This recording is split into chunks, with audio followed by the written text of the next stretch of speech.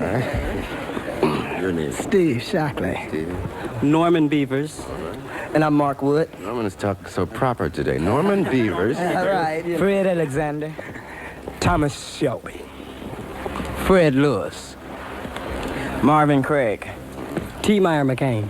And me. Otis Stokes. This band's journey began when a group of Ohio high school students created a band with great musicians and ferocious stamina that has lasted more than 27 years, a feat that few bands can boast about.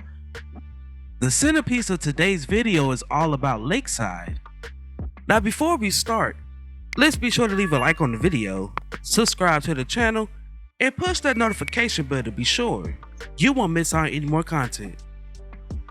Now, without further ado, let's cue that intro.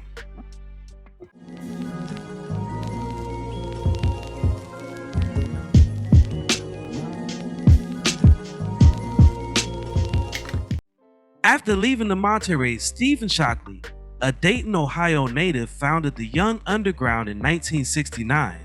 Mark Woods, a vocalist from the local band The Nomads, collaborated with Shockley to form a more mature sounding Young Underground.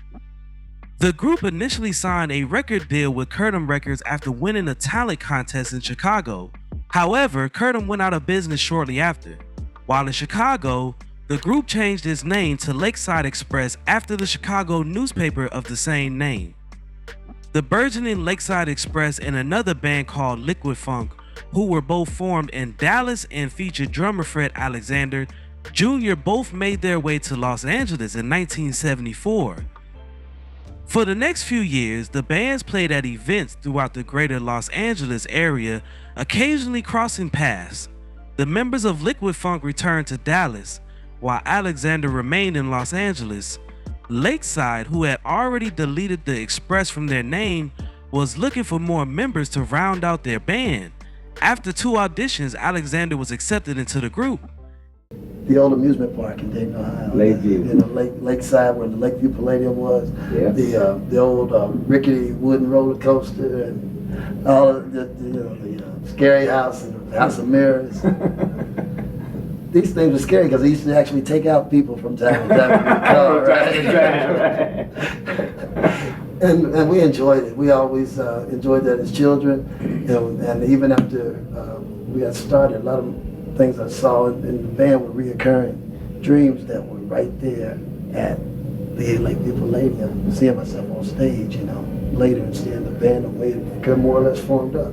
But it just is a very special place to us, but we called ourselves the Nomads and the Young Underground through that period of time. And then the Young Underground. And, you know, little scamps we were, you know. Scamps. Right, you know.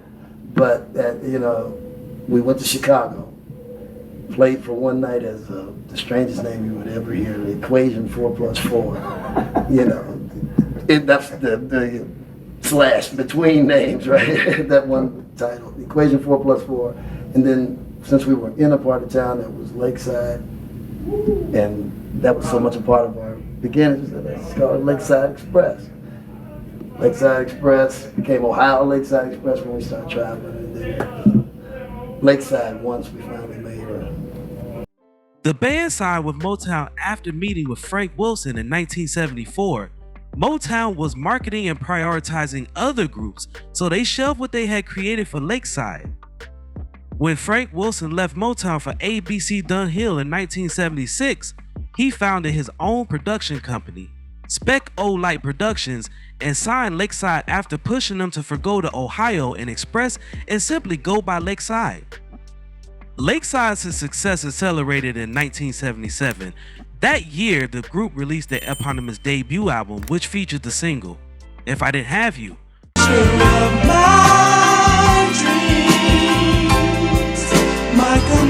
Around this time, the band made their Soul Train debut, performing Shine On by Beloit Taylor and Peter Cord, which helped pave the road for future success. Withfield Records, Motown, and Solar Records all approached Lakeside after they added barefoot drummer Fred Alexander Jr. Lakeside chose to sign with Solar Records, which also featured The Whispers, Shalimar, Midnight Star, Climax, and Carrie Lucas. Dick Griffey, the producer who had befriended and managed Lakeside since 1975, started Solar Records in 1978. At that same time, Norman Whitfield had been courting the group to sign with his Withfield Records, but Griffey offered the group a chance to write and co-produce their own music, which Whitfield was not willing to do, which became the deciding factor to why the group signed with Solar. The band at this point consisting of bassist Marvin Craig, drummer Fred Alexander, percussionist Fred Lewis, guitarist Steve Shockley, keyboardist Norman Beavers, guitarist and multi-instrumentalist and lead vocalist Otis Stokes, lead vocalist and keyboardist Mark Wood, occasional lead vocalist Ty-Meyer McCain, and Thomas Shelby found their niche with a sound that stemmed from years of playing together. The band dressed in a range of costumes on their album covers, including pirates, 1920s police officers, cowboys, Arabian Nights, and even Robin Hood. The band released the album Shot of Love in 1978.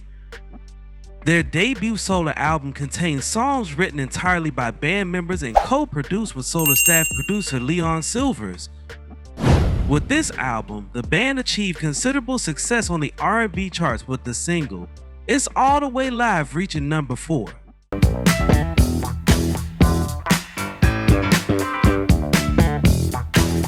Despite the success of Shot of Love and It's All the Way Live, the album Rough Riders was not as warmly received. However, the follow-up album 1980's Fantastic Voyage surpassed all expectations. Its single Fantastic Voyage peaked at number 1 on the R&B charts.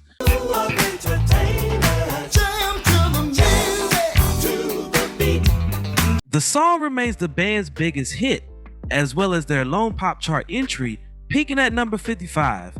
Fantastic Voyage was certified gold and remains the group's crowning triumph, and the song finally went platinum. Fantastic Voyage boasts to be the only song to knock the Jacksons' Heartbreak Hotel from the number 1 position on the Billboard charts in 1980. They followed up this hit with a remake of the Beatles song, I Want to Hold Your Hand, which made the R&B top 10 again.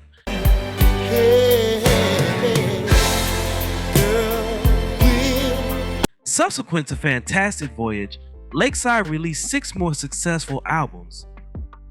More hits on the R&B chart, such as Raid in 1983. Everybody raid the dance floor.